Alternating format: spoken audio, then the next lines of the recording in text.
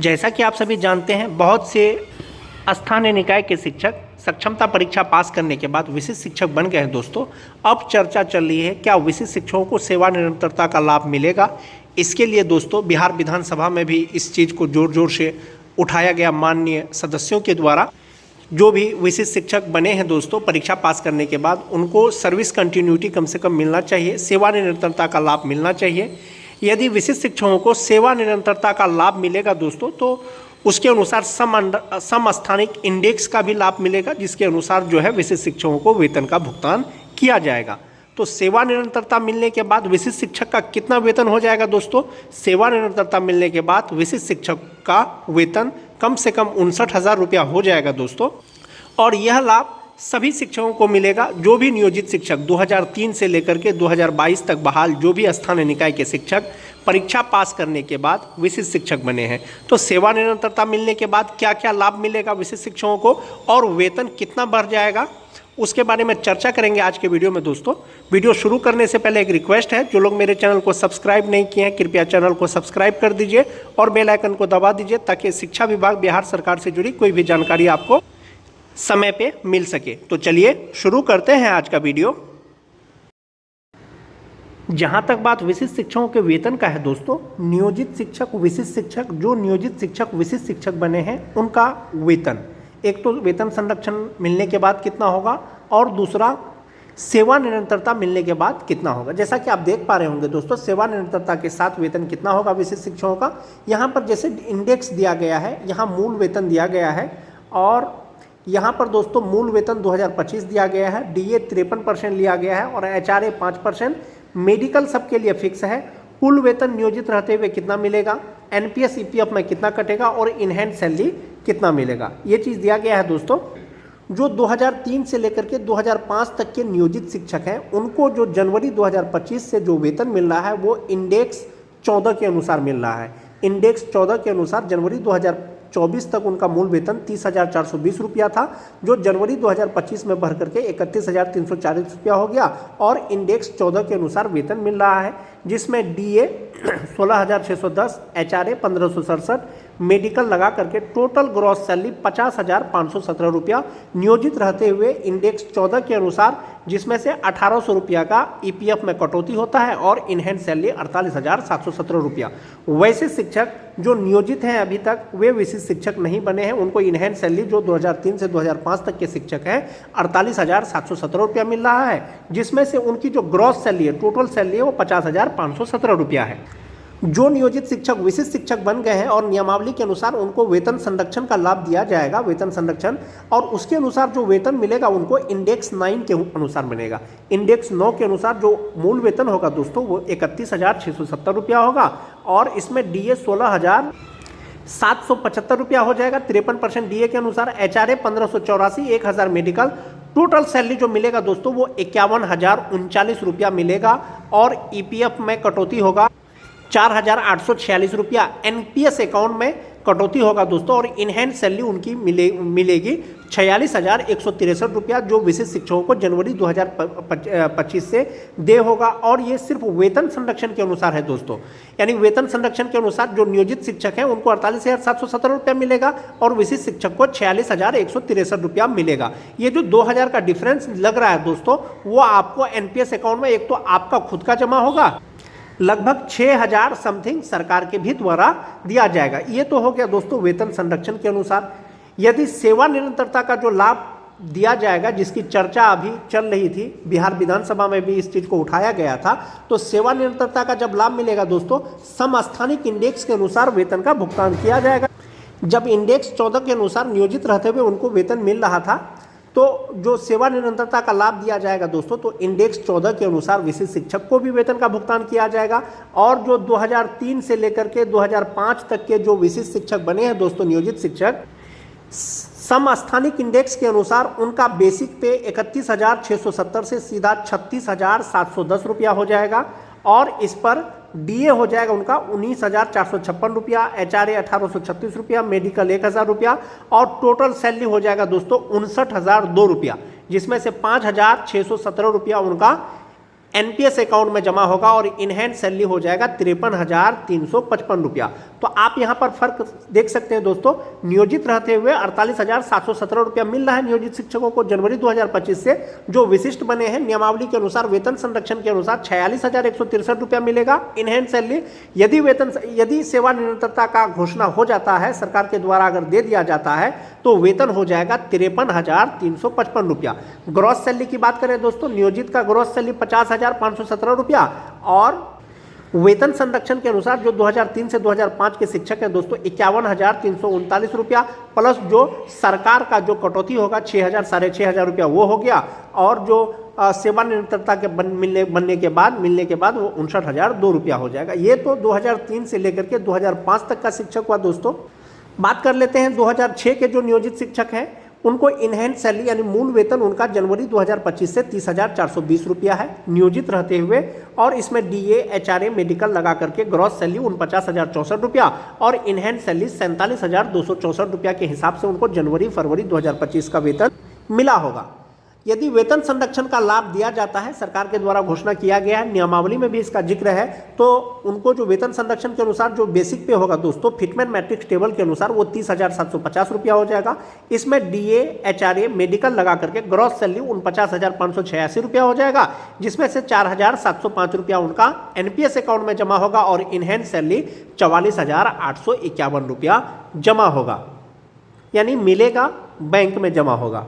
यदि सेवा निरंतरता का लाभ दिया जाएगा दोस्तों, तो चूंकि 2006 के नियोजित शिक्षकों को इंडेक्स 13 के अनुसार वेतन का भुगतान किया जा रहा है, तो संभवतः सेवा निरंतरता का मतलब हुआ कि इंडेक्स 13 के अनुसार विशिष्ट शिक्षक बनने के बाद भी वेतन मिलेगा।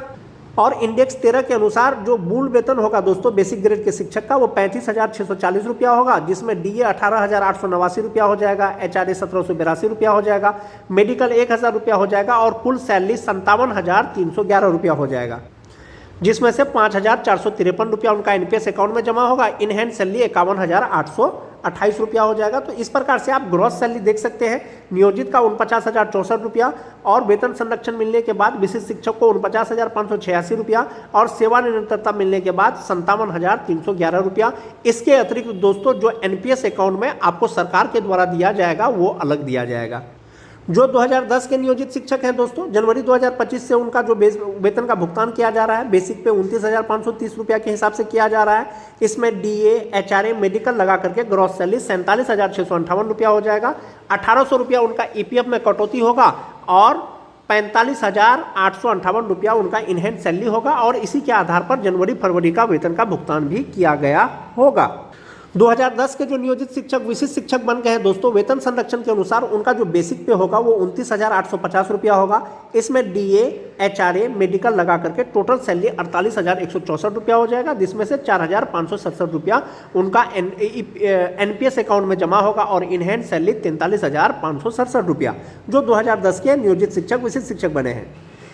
यदि सेवा निरंतरता का लाभ दिया जाएगा दोस्तों, सेवा निरंतरता का लाभ दिया जाएगा तो चूंकि नियोजित रहते हुए लेवल 12 के अनुसार वेतन का भुगतान किया जा रहा था, तो सेवा निरंतरता मिलने के बाद विशिष्ट को भी लेवल 12 के अनुसार वेतन का भुगतान किया जाएगा और लेवल 12 के अनुसार जो बेसिक पे होगा वो 34,610 रुपया होगा। इसमें डीए 53%, एचआरए 5%, मेडिकल 1,000 लगा करके कुल सैलरी 55,684 रुपया, जिसमें से 5,295 रुपया उनका एनपीएस अकाउंट में जमा होगा और इनहैंड सैलरी उनकी हो जाएगी 50,359 रुपया। सेवा निरंतरता मिलने के बाद चूंकि लेवल 12 के अनुसार वेतन का भुगतान किया जा रहा है, तो विशिष्ट बनने के बाद भी लेवल 12 के अनुसार ही वेतन का भुगतान किया जाएगा। तो इस हिसाब से ग्रॉस सैलरी दोस्तों नियोजित रहते हुए 47,658 और वेतन संरक्षण मिलने के बाद 48,164 रुपया और सेवा निरंतरता मिलने के बाद 55,684 रुपया।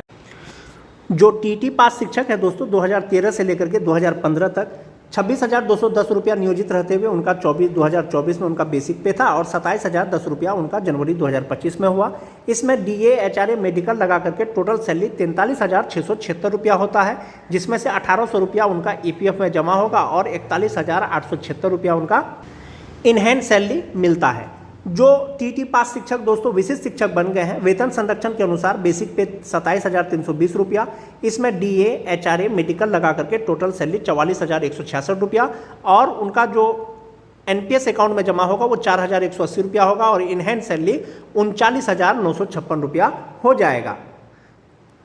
यदि सेवा निरंतरता का लाभ मिलेगा दोस्तों, चूंकि नियोजित रहते हुए उनको इंडेक्स 11 के अनुसार वेतन का भुगतान किया जा रहा है, संभवतः विशिष्ट शिक्षक बनने के बाद सेवा निरंतरता मिलने के बाद उनका बेसिक पे 33,600 रुपया हो जाएगा। इसमें DA, HRA और मेडिकल लगा करके 54,088 रुपया उनका टोटल सैलरी हो जाएगा, जिसमें से 5,141 रुपया उनका NPS अकाउंट में जमा होगा और टोटल सैलरी उनकी हो जाएगी 48,917 रुपया इनहैंड सैलरी हो जाएगा दोस्तों। जहां तक बात ग्रॉस सैलरी का है, नियोजित शिक्षक का 43,676, विशिष्ट शिक्षक का 44,166 और सेवानिवृत्ति मिलने के बाद विशिष्ट शिक्षक का 54,088 रुपया।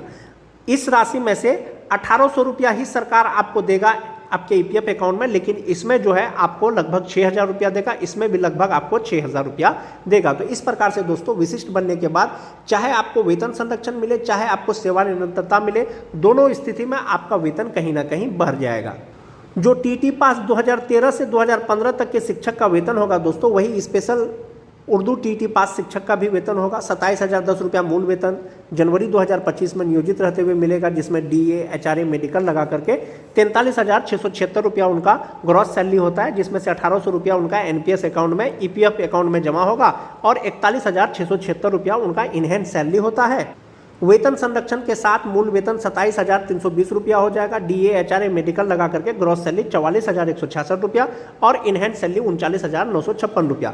चूंकि इंडेक्स 11 के अनुसार उनको नियोजित रहते हुए वेतन मिल रहा है, तो सेवानिवृत्ता मिलने के बाद भी इंडेक्स 11 के अनुसार ही वेतन का भुगतान किया जाएगा। और इंडेक्स 11 के अनुसार जो विशिष्ट शिक्षक में बेसिक पे है वो 33,600 रुपया है। इसमें DA, HRA, मेडिकल लगा करके 54,088 रुपया उनका ग्रॉस सैलरी हो जाएगा, जिसमें से 5,141 रुपया उनका NPS अकाउंट में जमा होगा और इनहैंड सैलरी 48,917 रुपया जो स्पेशल उर्दू TT पास है दोस्तों।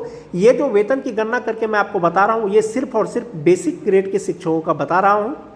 और जो 2022 के शिक्षक हैं दोस्तों, 6 फेज के जो नियोजित शिक्षक हैं, अभी भी विशिष्ट शिक्षक नहीं बने हैं, उनका बेसिक पे 22,600 के हिसाब से DA, HRA, मेडिकल 1,000 लगा, ग्रॉस सैलरी 36,708 रुपया, जिसमें से 1,800 रुपया उनका NPS अकाउंट में जमा होगा। इनहैंड सैलरी 34,908 रुपया उनके अकाउंट में मिलेगा। वेतन संरक्षण का लाभ हो या सेवा निरंतरता का लाभ हो, जो 6 फेज के बेसिक ग्रेड के शिक्षक विशिष्ट शिक्षक बने हैं, अगर वेतन संरक्षण का लाभ मिलेगा तो 25,000 रुपया, चूँकि स्टार्टिंग बेसिक पे ही, और इसमें DA, HRA, मेडिकल लगा करके टोटल सैलरी 40,500 रुपया हो जाएगा दोस्तों, जिसमें से 3,825 रुपया उनका NPS अकाउंट में जमा होगा और इनहैंड सैलरी 36,645 रुपया। बेसिक पे 25,000 होने के बाद वेतन संरक्षण मिलने के बाद नियोजित शिक्षक जो 2022 के शिक्षक विशिष्ट शिक्षक बने हैं, यदि सेवा निरंतरता का लाभ दिया जाएगा दोस्तों, जो 6 फेज के बेसिक ग्रेड के शिक्षक हैं, उनका बेसिक पे 25,000 से बढ़ जाएगा। कितना हो जाएगा? चूँकि 22,600 रुपया इंडेक्स 3 के अनुसार उनको बेसिक पे है नियोजित रहते हुए, तो उनका बेसिक पे 26,520 रुपया हो जाएगा। DA, HRA, मेडिकल लगा करके ग्रॉस सैलरी 42,902 रुपया और इनहैंड सैलरी 38,814 रुपया हो जाएगा, जो 2022 के नियोजित शिक्षक विशिष्ट शिक्षक बने हैं दोस्तों, और सेवा निरंतरता मिलने के बाद।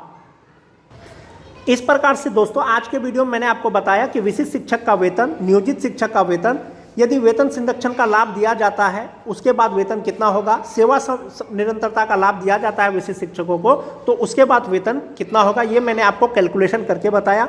अब थोड़ा सा देख लेते हैं दोस्तों नियोजित शिक्षक वर्सेस विशिष्ट शिक्षक का वेतन, यानी कितना का डिफरेंस है NPS में और EPF का जो कटौती होता है उस राशि में।